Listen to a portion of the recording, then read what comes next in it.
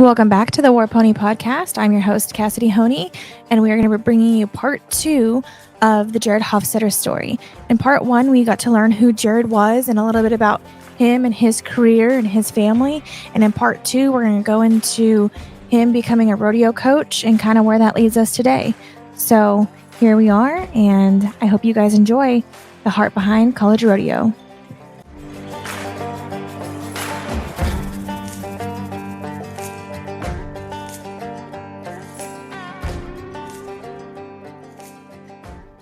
It costs money to enter these rodeos for kids. It does. It's not free. You don't just get to be on the rodeo team and go to a rodeo for free that weekend. There's still travel expenses and entry expenses and fuel expenses and stalls and you name it to get down the road, just like a normal rodeo. You're right. And they're not like the football or basketball team. They have to own their own horse. They have to own their own trailer. They have to get themselves to these deals. They have to clean their stalls. They have to feed their animals. Yeah. We don't pay for all that. Yeah. So it's really incredible, and I know for a long time, college rodeo may have had a bad rap. And I even used to be a little bit negative, like, oh, it's just college rodeo or this or that. And I'm going to tell you, not because I coached here, it has completely turned my mindset around. And I don't care how, if my son wants to rodeo for a living, he's going to go to school. Yeah. And it's huge. And it's not even what you learn at school. To me, it's the experiences and the people you meet at school and the life lessons that kind of come the with things it. that you have to endure, like doing things that you're told no, and you have to not do it or this or that, because life's hard. And I just love that side of it. And it was crazy. And I was so overwhelmed, just wore slap out. And I'm not making excuses.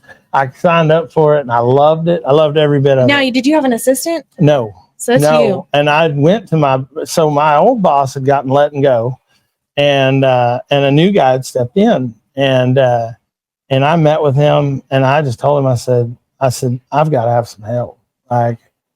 There's money going everywhere. There's kids going everywhere. There's paperwork. I got to feed cattle. I got to clean pens. I'm the maintenance guy. I've got to fix stuff. I'm, 1 in the morning, a water line breaks. I'm out there fixing pipes, and the kids are keeping their stuff at the Equestrian Center. Yes. At this point. Yeah. Yep. Oh yeah. And my old boss had given me a student worker, and that was so helpful. And he was awesome kid. And I've been fortunate. I've had the best student workers. And so that took a little bit of that off of me, but handling the money was just every direction. And my wife doesn't let me handle my checking accounts. So why should I handle someone else's? Yes. Why? Just rodeo. Yeah. If I have a check, I have money, right? That's right. And I think we're good, Sounds solid, and I'm the guy that if I run the way I check my balance, I swing through an ATM and I put the debit card in. And if it says there's $1,000 I'm hitting it out. I got $1,000. Like Vegas. Yeah. Yeah. And I'm like, this is not good. And I went to my boss and I was like, I need help.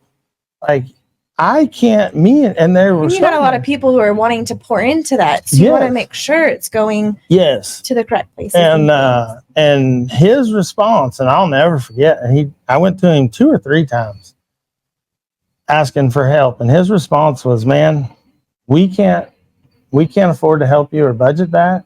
You need to go back down to a 20 or 25 man team and quit bringing so much publicity to the program.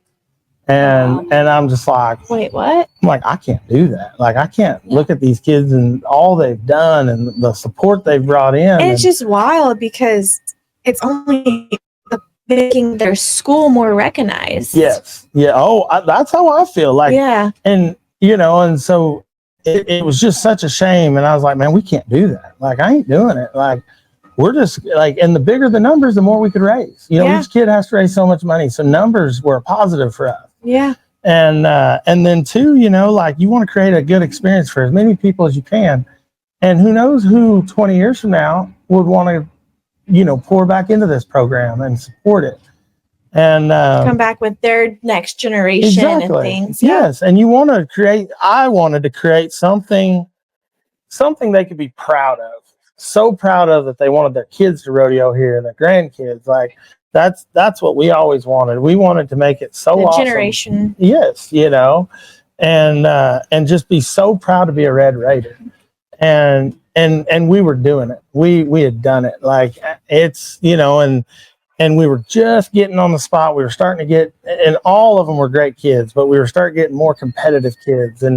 And I was really, really excited about where we were going. And the same guy that had not wanted to get help, he started giving some pushback and, making some accusations that, money's not being handled right or this or that. I'm like, it might not be. Nobody's ever trained me on money. I hadn't sat down and had one. You've asked and you've tried. I had not had one financial training. Nobody ever wants asked for help. Yeah, nobody ever wants to help, but they want to blame. Yes, no, and that's what it's truly crazy, and so I'm just like, well, I guess we just keep rolling, like, and then keep swiping the card, keep checking it in the ATM, and by then we had enough money, like, and I had gotten so busy. I used to sell horses for a living, and selling horses, I did really well with that. And I loved it. I loved being a part of people's lives, selling horses and helping horses. Well, this job kind of took that over. I really didn't have time for the horse deal anymore. Not if you're fixing water lines at 1 a.m. Right. And everything else. And so I didn't make enough money to lose that kind of money on calves. And so, but the rodeo team was making enough, so the majority of the deads, I would reimburse myself for them. And, and of course I'd write, I don't know how to do all this. Like, I'm not a secretary. And so I would write, like, all I know is keep as much on paper as you can get on paper. Yep. And get your trail. Yeah. And so I, every check I'd write, no matter what it was for, in that memo, I'd put 4 dead calves, so much money or whatever. But it wouldn't matter if it was you or another stock contractor. You're going to be getting paid either way. The money's got to go out to get a product that came in. Oh, yeah. Whether it's a calf or whatever. Yeah. It's still an expense. It is. And heck, like I said, not one time I had been sat down and told what we can't do. And, and nobody checks on us. Like, and so I'm like, and I'll never forget, they get ready to do an audit. That guy wanted me audited.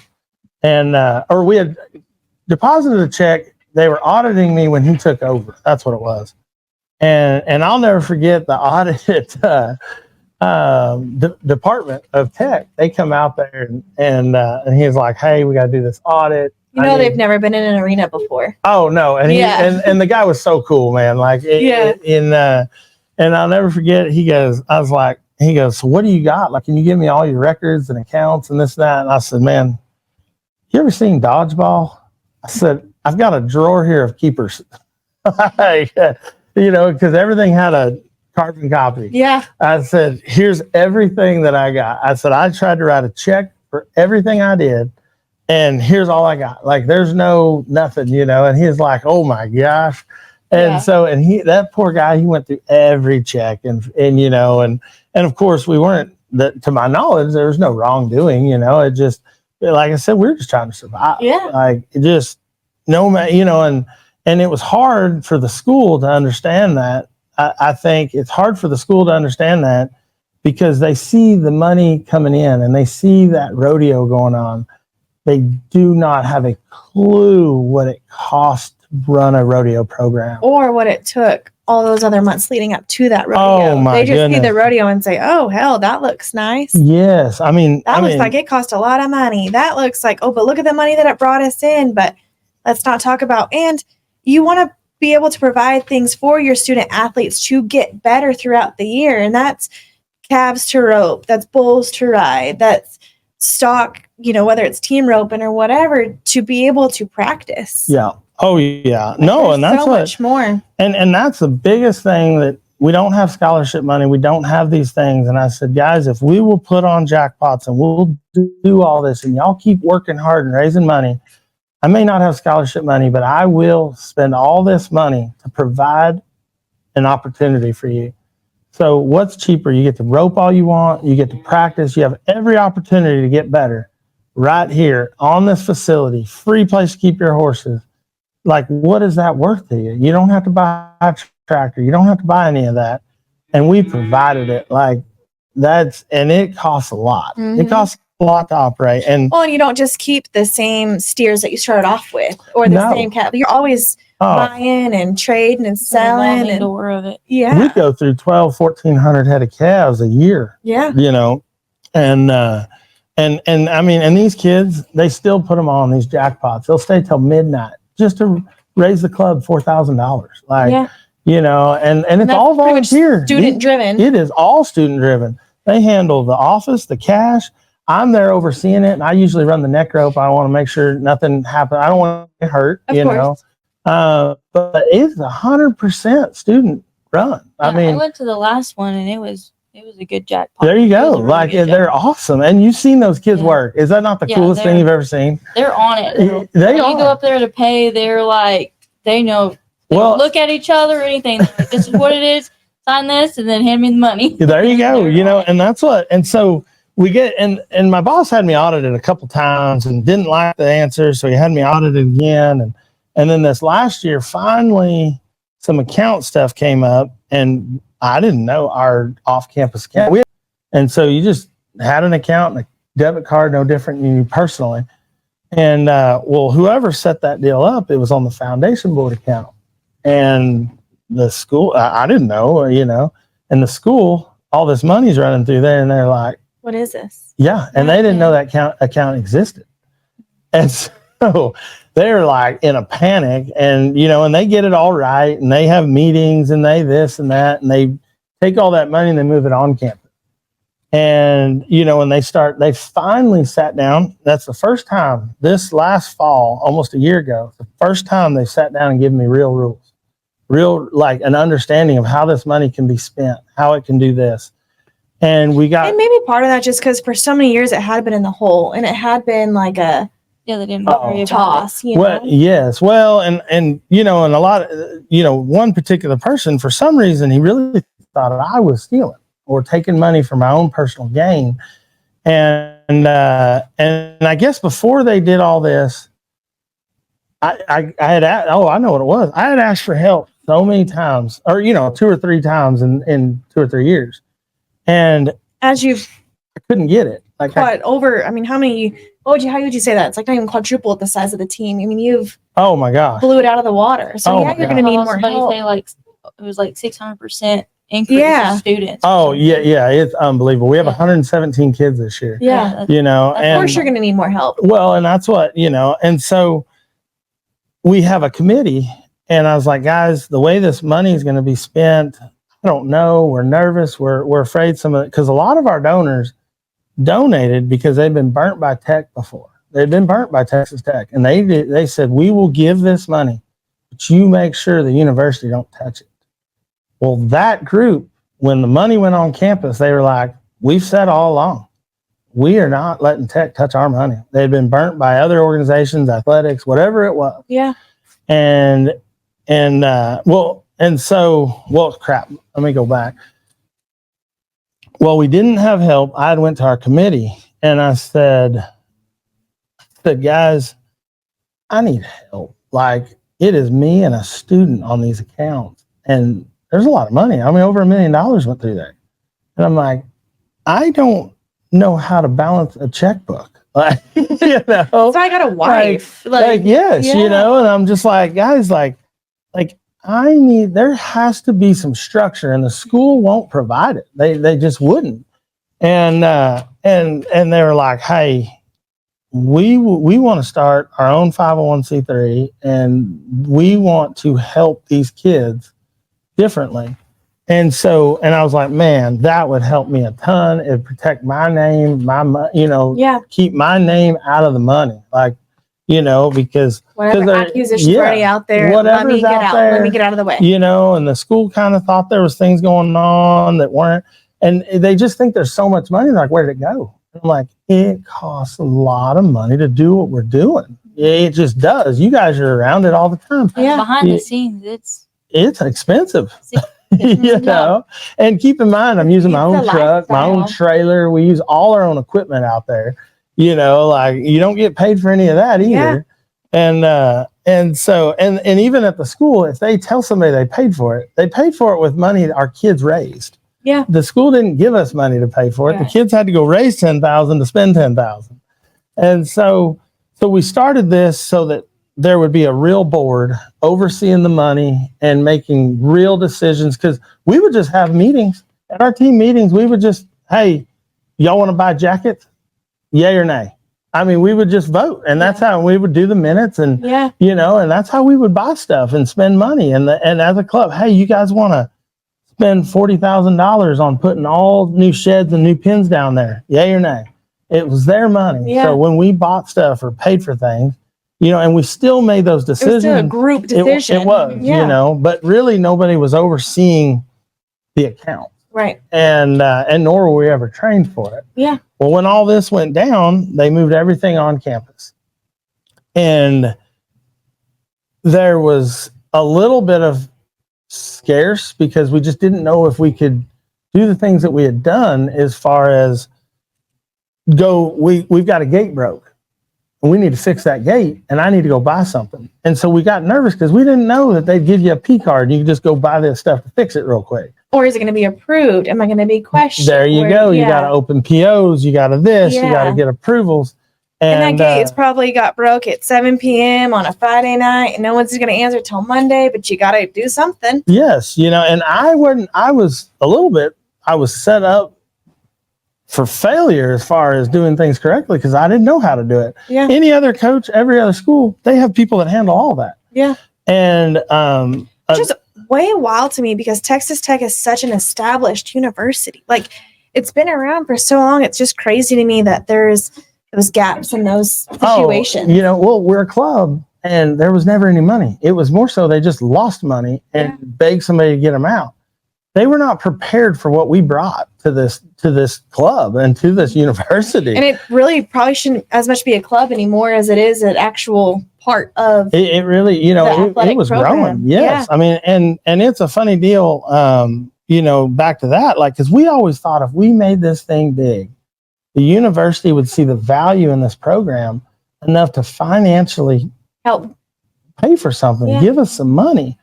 And I'd complained about it. And the guy running the center right now, Dr. Black, I told him that, and he said, Jerrad, you are a club. And for you to think that the university will ever financially support you is crazy. He said, it won't work. They will not do it. And it hit me right then. And I was just like, man. And when they took everything and put it on campus, I was a little nervous about little things. But the dean's office was great about the money transition, and the secretary for the dean's office was terrific about handling the money. And after about a month to 6 weeks, I was so relieved. It had taken all that financial pressure off of me. Like, there's no way they could accuse me of something. Your hands are out of it. Yes, my hands are out of it. I can be done. Like, finally, like, this is what I've been asking for. Yeah. Since I've been here. And so, well, anyways, through all that stuff, they do audit and they audit, you know, and that's fine. It's all good because, you know, they had to go through all those accounts again. And my boss, he's really been pushing against us the whole time. He never once had he ever pulled the rope the same direction. Not once, not one time. And his wife's a vet. And she's the head vet over everything. And it's a crazy deal. You know, they're not there to help you when they're out there every week checking your books, checking your cattle, checking everything you do. Then we have a state inspection twice a year, and she's the one walking around finding things to write us up for.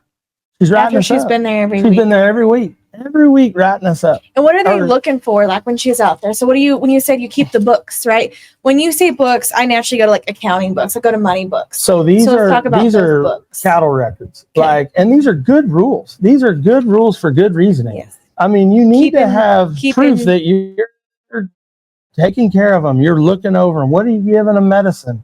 You know, making sure there's rules on how clean the facility has to be, how your hay has to be stacked.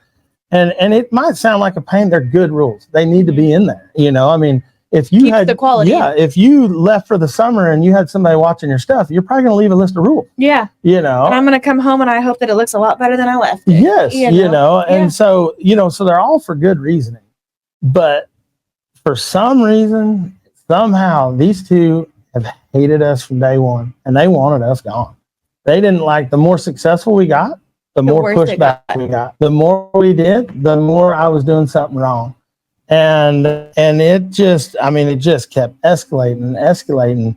And so through these audits, you know, and of course I ain't never stole nothing. I mean, heck, honestly, if they investigate hard enough, they owe me about $200,000, if you want to know the truth. Yeah. You know? Don't know if you know how this works. Not counting overtime hours. Yeah, or, you know? Or probably like wear and tear in your trucks and your trailers and tires. And yes, gosh, you know? I'm sure you've probably lost so many head stalls and everything else out of your trailer. And I let kids ride my horses at rodeos and just, you know, we take a living quarter to save money. And here we go. Like, yeah. You know, and just anything we can do to survive.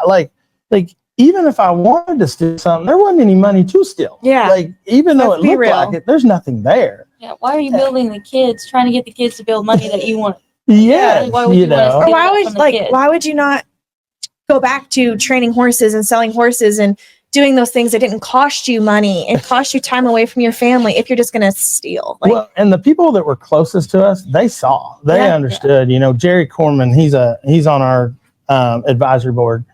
And every year he would donate half the cattle run back to the rodeo team because he's got a partner on all his cattle, and he's like, hey, I'll donate my part. Yeah.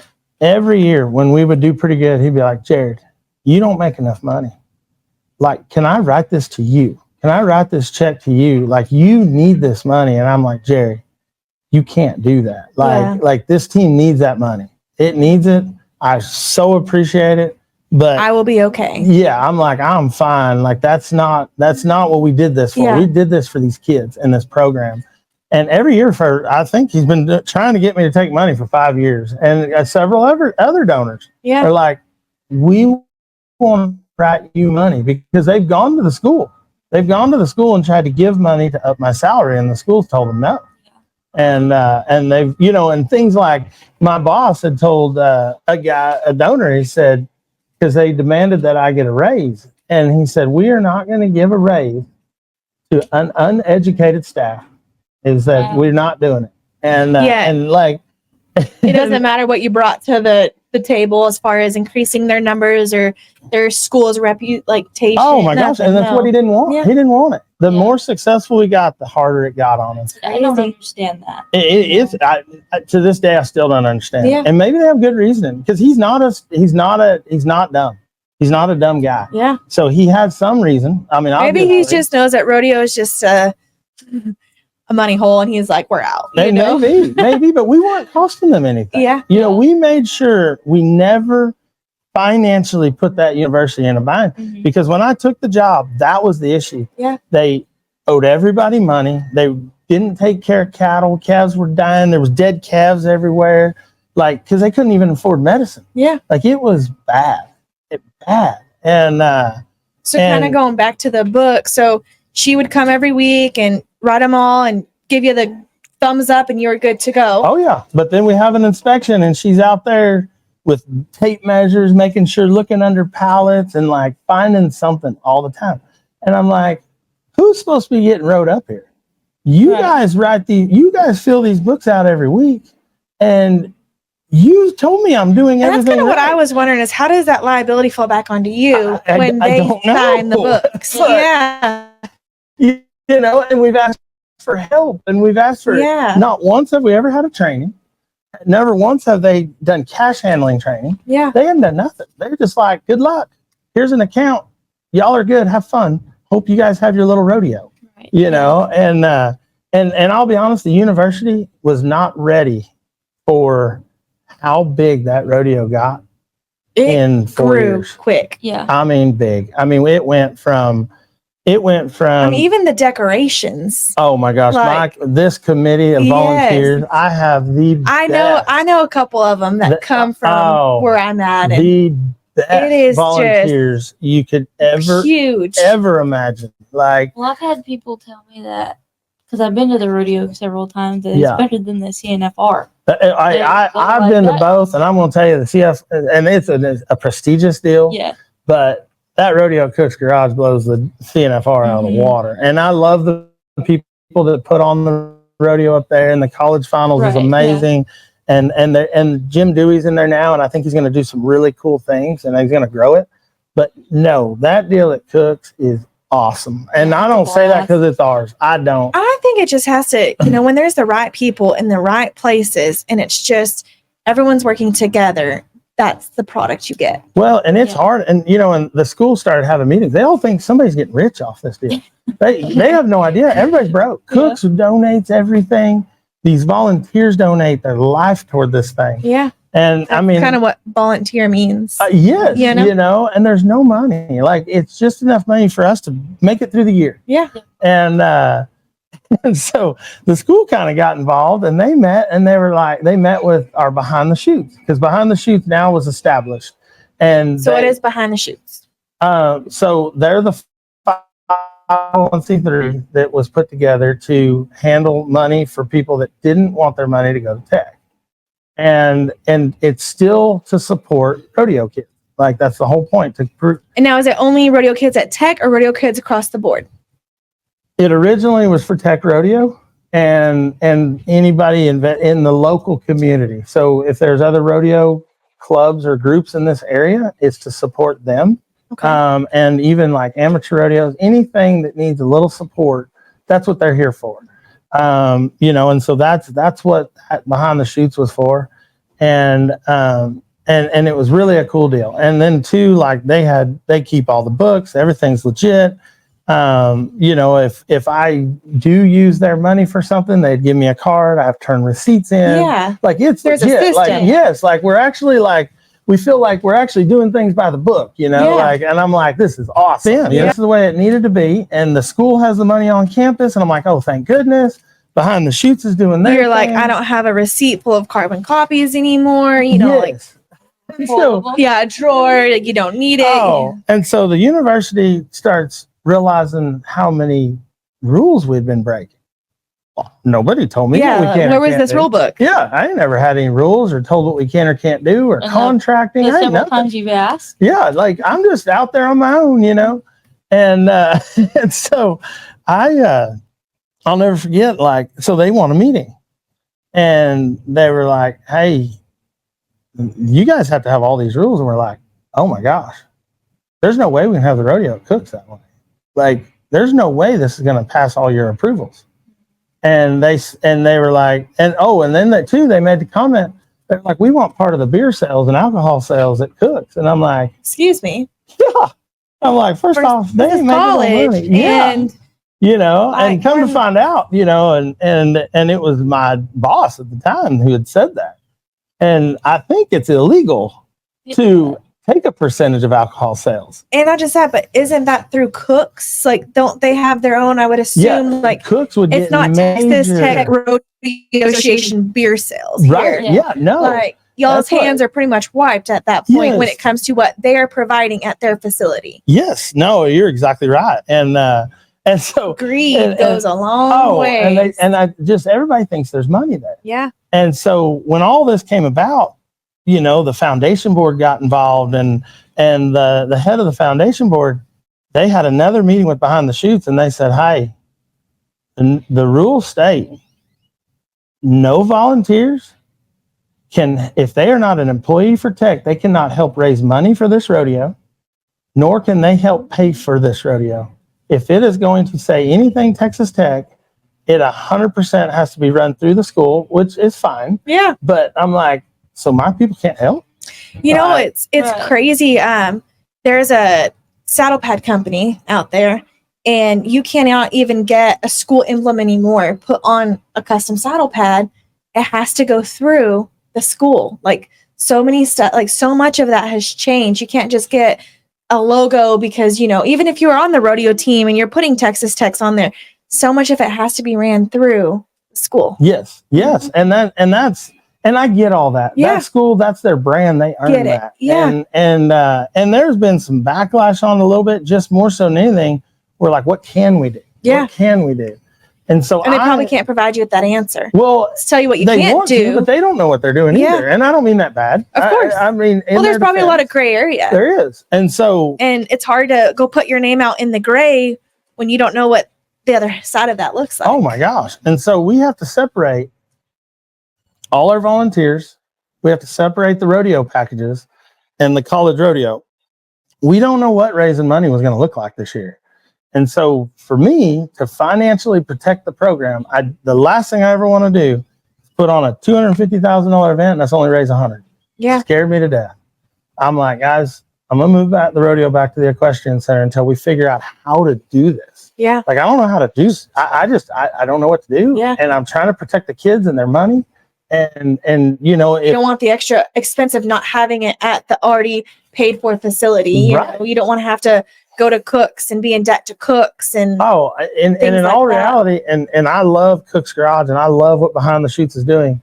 But if Behind the Chutes and Cooks don't raise enough money, that doesn't affect the kids. They're all big grown-ups, they'll figure it out. But if the college rodeo doesn't raise enough and it goes in the hole, that is not fair to those kids or that program or this university.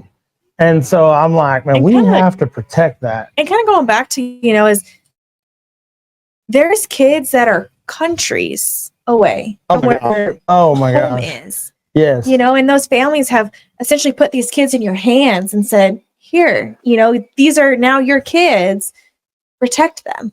Oh, it's every day. And that's honestly, that's probably the coolest part about being a rodeo coach. And I think every coach would tell you the same, you know, and you know, and I don't know if they're supposed to or not, but parents, you know, might text, how's my kid doing? You know, or whatever. You know, when you leave and you're 18, you're like, I'm out. I am not talking to my parents. I'm alive. I'll see you at Christmas. I do tell parents, because everybody freshman year, they're like, I hadn't heard from my kid. I'm like, give it till second semester. Yeah. You know, they'll see you at Christmas. Yeah. First semester is a little wild, you know, good or bad. And it's an adjustment. Yeah. You know, they're busy. They're overwhelmed. School's hard. Well, there happened I remember just the first time I went to the grocery store by myself, you know, I'm like, holy cow, this place is huge. Like, you know, you're like walking the aisles and you're like, what was that my mom got? Yeah. What was that brand? You know, what was all those things? And so there's an adjustment just as being an adult. Yeah, but no, that's it's just is all kind of escalated and turned into kind of a mess. And it was fast, you know, it was a really quick jerk of the rug. Well, and so, you know, going into all of that, I thought we were all squared away. It was good. We got nothing to hide, you know, like we're just come through it. Yeah. We just wanted some rules. We just needed some guidance and it wasn't provided. And that's a shame. That's probably what I'm most hurt about is the university. When we asked for help, they didn't provide it. And that's not fair. Honest to goodness, I don't really care about my deal. You'll figure it out. It is not fair to those kids, period. And it just keeps getting worse and worse and escalating more and more. But you know, and I truly believe, you know, God has a plan. He's going to pave the way. And sometimes when one door closes, it's always for another one to open. Oh my goodness. There's times where you try to close a door yourself and God says, nope. And I mean, he closes it in a way that you can't go back. Well, yes, you know, and I'll tell you what this university doesn't realize. They didn't realize who they were trying to do wrong. Yeah. And it wasn't you. It's the kids who are going to suffer from this. And I think they didn't realize how big of a name and the things that I do outside of the arena. You know, it's a funny deal. Nobody ever charged me to rope growing up. They were just pure help. So to this day, I do some roping schools and I charge for my roping schools because you got to lease arenas and stuff like that. Of course, it's a school. Yes. Yeah. I have never in my life charged somebody for a lesson. Come to my house. I've never charged them if they cripple a calf. Like, it's part of it. We're here to help and pay it forward. Because you had that. Oh, yes. Yeah. You know, we didn't do anything. And if you nickel and dime all the way through, like, there's no way you would have had the career you had if, you know, when you went to Joe Beavers and, you know, say his horse took a lame step or you hurt a calf. Like, there's no way you could ever get to where you are today. It's just part of it. It is. And it's funny. I'll tell you, like, I love helping kids. But if I charged for lessons, I'd have more people here than I want to. And it seems like when they pay you for a lesson, they don't really put as much effort in. It's weird. Yeah. If people know they're coming for free, they're a little bit more appreciative, though. They are. And they're there to get better, and it's crazy. And they do the extra little thing. You know, and I don't mean that bad. Like I love it. But I just don't know that this university was quite ready for that. I feel like that is a whole different community than the rodeo community. It is, and it's still a great community. Yes. I 100% just agree think with that. You know, there's a lot of differences, and that's not one you can really compare apples to apples. Just because you both have a horse and you ride it, you're nowhere on the same scale. Well, and that's what, you know, like, and it's just, I agree. It's just different. They just are brought up different. No different than, seems like basketball teams are different than football teams. I agreed. And, you know, and it's just, and I've noticed out there at the center, the majority of our major donors like to do upgrades. Not one of them came through the rodeo. They all came through my roping schools. My roping schools and the stuff we do outside of the arena, outside of the rodeo team, is where they've poured money into supporting you, essentially, and what your goals and your love dreams. The kids. And they see it hands on. And you know, and like, I don't charge donors at my schools. I don't charge my own kids at my roping schools. If I sell a horse for a kid on my roping school or sell one, I do not charge a commission. Like our goal all just pure, genuine here. Well, it's just what we do. Yeah. Like that's, you know, and they treat me the same, you know, and what goes around comes around. And and it just, it's really been a whirlwind. And, I mean, definitely there's lots of things going around on social media, and there's all the billboards. And, oh, that's insane. Yeah. That's what somebody said. They were like, Mike Leach didn't get billboards. Yeah. And there's petitions out and all sorts of things. So, you kind of want to touch on what are your thoughts of that? It's hard. It hurts. The people that truly know me, they know it's all a mess. You know, they know it's a mess. You don't have to know me very well and I'll be honest, like, you just don't have to know much about me to know that somebody's out to get me. Yeah. And I don't know if they'll win or not. I mean, firing me was not a victory for them. I don't need the job, but honestly, they hurt themselves more because now they put these kids in a bad spot. That's what hurt the most is the situation they put these kids in. And because I've been feeling like they were going to fire me for 3 years. I mean, this guy's been making You're sure when they came to look at all your receipts, you know? All the time. Like, I've just been under this pressure for so long. And honestly, when I got in there, and the dean, when he fired me, he said, hey, we're going to have to terminate your contract. We love the things you've done. He said, but keeping you on as an employee will hurt the name of the Texas Tech name. And we're going to have to terminate you. And I said, okay, you know, and I honestly, for a while, for years, have been waiting for this. Yeah. And I've kind of dreaded it, and when I just looked at him, I was like, okay, it's like this whole weight just lifted off my shoulders. I was like, well, crap, that was easy. That's it. I know. I was just like, you know, all right. And I told the dean, I said, man, I'm sorry, you got to do this. Like, you know, it's whatever, you know, and they initially fired me over my book, you know, not being on the cattle. Yes, you know, and we had a quarantine pen off site, and that had been inspected by the school and given the okay to have cattle there. Because you can't keep sick cattle with the rest of the cattle, or else it's all going to be, I mean, if we didn't learn anything from COVID, we should at least learn that. Oh my gosh. Thank you. You know, and so, but nobody ever told me that I had to keep book records at my house. I didn't know. And if one died, we paid for it, and county services picks it up. So we have proof, like we're paying for them to pick it up. Right. Like, I don't know, you know, nobody ever once tells you that. And so that's what they initially got me on. And somebody had to be the fall guy. I mean, you're probably just looking at that point. Well, and it's a hard deal because, you know, if that vet, you know, if the vet that oversees it, I'm pretty sure if this come back on her, I'm afraid that because she wasn't truly doing her job, I think that since we're a research school, they would lose all state research funding.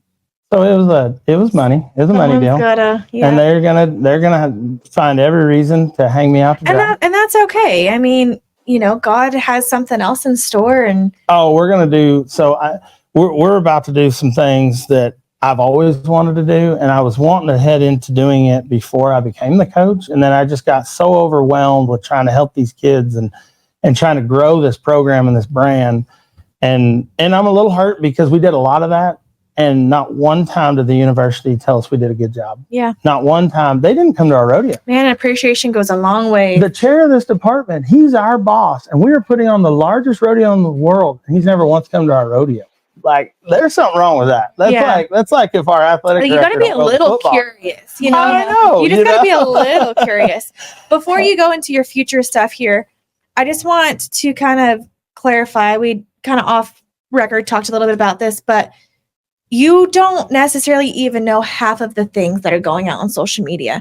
You don't even know about the petitions and that. So just to kind of touch up on it, just because a lot of your students and a lot of other people are putting those things into place. It's pretty amazing. And I might get a little emotional because it's. Oh boy, here it goes. I'm sorry. Don't look at me. This is why I can't MC anything for the team. Like, I love After the week I had to, I got you. Get emotional. It's okay. It's just so amazing. And not for me. It is amazing to see how this rodeo world protects their own. Yeah. Sorry. No, dude. It's part of it. It's real. Because it's past our students now. Like, it's the rodeo world that knows us or knows kids that have been through this program. I have seen so many people, from pro rodeo athletes to stock contractors to anybody in our industry, has something to say. And it is, they're standing behind you and what you've done and supported, because they understand maybe what the other people don't as to what actually goes into it. Well, yeah, they know we did the impossible. I mean, I'll be honest, and this is not kudos to me. This is kudos to those kids. Like, that first group, the 18 bunch, when they said, "Hey, we want this," they're who created that and started that group and that goal and that mindset here. And if it wouldn't have been for them, like. And every year, every group has been amazing. Yeah. But that first group was like, no, this has been a shithole, and we're embarrassed, and we want people to know we're here. I always, until the last couple of years, I will agree. But I mean, Tech was known as it was the party spot. You go to the rodeo and it was wild, and it's college, but it has improved in so many ways over the years. And I will say, and that's one thing that I think that atmosphere, and honestly, I think that atmosphere has changed across rodeo in general. Yeah. I think there's a little less. I think it's across our industry in general. I agree. I don't even want to say just in college. I want to say it's taken a lot more seriously. It's a whole different lifestyle. It's not a hobby anymore. It's this thing. It's a career now. It's not just. Yeah. No, I agree. Yeah. And I'll tell you what, it's too expensive to not take it serious. No. There's no. You can't show up hungover. Like, don't even enter. No, you just can't. And it just, heck, it costs too much to even get to the point that you can be hungover. Yeah. And so rodeo's just changed a little bit. It's become more of a business than it was. And you're seeing it in the kids and it's pretty amazing. Kids are getting back better at a younger age. There's so much more things available to them and resources to them now to where that is more possible. It is. And you see that in any sport. Though. Yes. They throw the baseballs faster now than they did 30 years ago. Yeah. And they shoot more 3-pointers today than they used to. Shout out Caitlin Clark. Yeah, she is awesome. Yeah, she's cool. But you just see it. And a guy told me a long time ago, when you start putting money into anything, doesn't matter what it is, it gets harder. Yep. And there's starting to be more money in rodeo. And I think it's going to get bigger and bigger. And it's pretty cool to watch the sport grow, So kind of going back to some future stuff. I mean, you don't have to go into too much detail, but, obviously just sharing this conversation with you, these are still your kids. Whether they're not yours by Texas Tech University approval, these are still your kids. And what does your future, and you said you had some things up your sleeve, like you're still going to move forward. You still had things that you kind of wanted to do beforehand, and maybe now's the opportunity to do that. What does that kind of look like? We're not going to abandon these kids. Like, we've looked parents in the eyes, we've looked kids in the eyes, and we've promised them opportunities. And through the university, those opportunities are not going to be there anymore. And that is the hardest thing to take. And so I am going to go back to what I used to do. I'm going to start, doing some more horse deals, but I'm going to start helping. I want to help kids, and I'm going to help this group of kids. And I want to put all my efforts into the behind the chutes and the things they are wanting to do. They're going to do more. They're wanting to start. I mean, the sky's kind of the limit with what they're doing. And there's some things that are not official yet. But there's such a future, like as far as maybe their own facility, maybe starting like a facility for homeschool rodeo kids. So I was about to ask you, academics and teaching. To be a college rodeo athlete, what is the requirement? I mean, obviously, in high school, you can homeschool and you can still high school rodeo. Right. So how does that look on the collegiate side? I think it's a little different college-wise. You have to be a college university. And enrolled into college. Yeah. And does that university have to provide that? So if you are an independent, like, so say we have a facility and somebody's online somewhere, they can rope with me but that their school they rodeo for has to be in that region. And if the school they rodeo for has a coach, that's who has to enter them. So basically, just for example, you could be going to school online at Sul Ross. So you enroll through Sul Ross, but you're down here, you're helping the students, but Sul Ross, which would be CJ, would have to essentially be entering and putting that student on the team. Yep. And so as long as CJ, they're online through a school that is supporting, you're able to do so. Yep. And CJ would be the coach. Like, I wouldn't be allowed to go in the arena or anything like that. But we're allowed to get help. And there's a lot of kids that do that now. There's a lot of kids that go online and they move in with somebody. And I know a lot that go to Sul Ross or whatever online school and live in Stephenville and do stuff like that. So and we want to continue to create those opportunities for everybody. And I'd like to be a part of a lot more younger kids' lives. And like, I'd love to do church services and junior things. And there's just some neat things that we've always wanted to do. And we really want to be able to provide for the entire community and the rodeo world if we can. Yeah. So if you could say one thing to your students right now, what would you say? Keep your heads up. Yeah. There's always a rainbow at the end of the storm. Yeah, there'll be a big one for them. Yeah.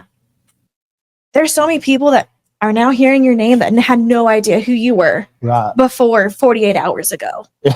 And so, I think so, too. Like, you wouldn't believe the stuff I see. I don't know who this guy is, but holy moly. Like, and that's kind of cool. Yeah. Right? The way the Western industry just rallied.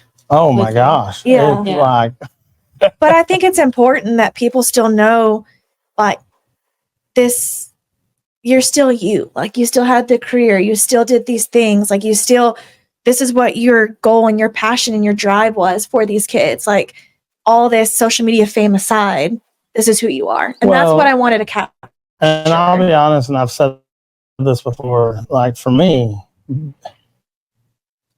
being the rodeo coach at Texas Tech is not what made my name. Nope. My name is who made my name. My name was bigger than the rodeo coach at Tech. Yeah. And it always will be. And I hope every athlete thinks that, like, they're worth something, every kid on our team. Now, we want to be proud of who we represent because, anything you do represents who you are and your program. Yeah. And even with everything going on, I met with the kids and I told them, I said, I know you guys are mad and I know y'all are upset, but please do not do something that will take away from everybody that put that vest on 20 years from now. Like, don't do it. It's not worth it. Yep. It's not worth it because this too shall pass. It is. And the people that caused all this to happen, they're going to be gone one day. Yep. One day they're going to be gone. And if this is not handled correctly, your kids won't be able to come here and wear that vest that you wore. Yep. And that would be way worse. Yep. Way worse than anything else, And so that's the thing that I want to see them keep. Yeah, we want to see Texas Tech's rodeo team, not just Texas Tech. Yeah, exactly. And we want to keep And that. there's a reason why you're on the rodeo team, and there's a reason why you were picked how you are. So hold your integrity. Well, we will. Yeah, my dad told me one time, he said, the only thing you can take with you when you die is your integrity. And it's kind of been the thing that stuck with me because that's it. I mean, that's the only thing that matters. Well, that's pretty good. That's a good one. Yeah. I was like, I probably was like, I don't know, 13, 14. And I was like, whatever, Dad, And now I'm like, the older we get, we start thinking. Dad, all right. That was a good one.